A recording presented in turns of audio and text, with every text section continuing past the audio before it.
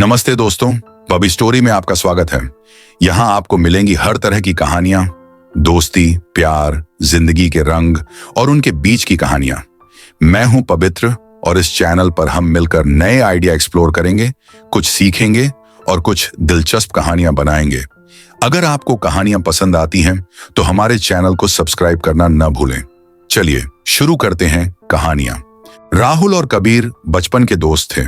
छोटे से कस्बे की उन्हीं तंग गलियों में उनकी दोस्ती पनपी थी, जहां कंचे खेलते हुए, साइकिल की रेस लगाते हुए और एक दूसरे की किताबों से पढ़ाई करते हुए उन्होंने साल बिता दिए। समय बीतता गया, कॉलेज खत्म हुआ और दोनों अपने अपने सपनों की ओर बढ़ चले। राहुल को अपने पिता की दुकान संभालनी थी, जबकि कबीर बड़े शहर में जाकर नौकरी करने का सपना देख रहा था। एक दिन कबीर का बड़े शहर की एक नामी कंपनी में सिलेक्शन हो गया। जाते समय उसकी आंखों में एक अजीब सा मिश्रण था, खुशी का, पर कहीं ना कहीं अपने सबसे अच्छे दोस्त को छोड़कर जाने का दर्द भी। तू चला जाएगा, फिर हमारी बातें भी कम हो जाएंगी, राहुल ने हंसते हुए कहा, लेकिन उसकी आंखों में हल्की नमी थी। पागल मत बन, दोस्ती कोई दूरियों से नहीं टूटती। मैं वहां पहुंचकर तुझे रोज कॉल करूंगा और जब भी तू चाहे मैं आ जाऊंगा। कबीर ने उसका कंधा थपथपाया।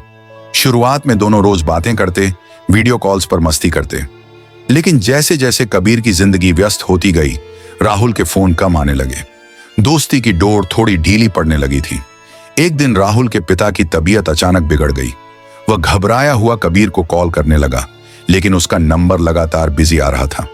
राहुल को महसूस हुआ कि अब कबीर उसकी जिंदगी से दूर जा चुका है।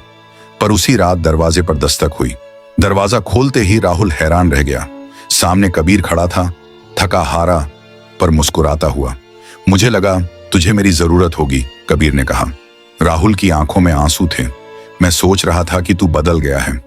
दोस्त बदलते नहीं, बस कभी कभी वक्त कम पड़ जाता है, कबीर ने उसे गले लगाते हुए कहा। सच्ची दोस्ती वही होती है जो वक्त और दूरियों की परवाह किए बिना हमेशा जिंदा रहती है।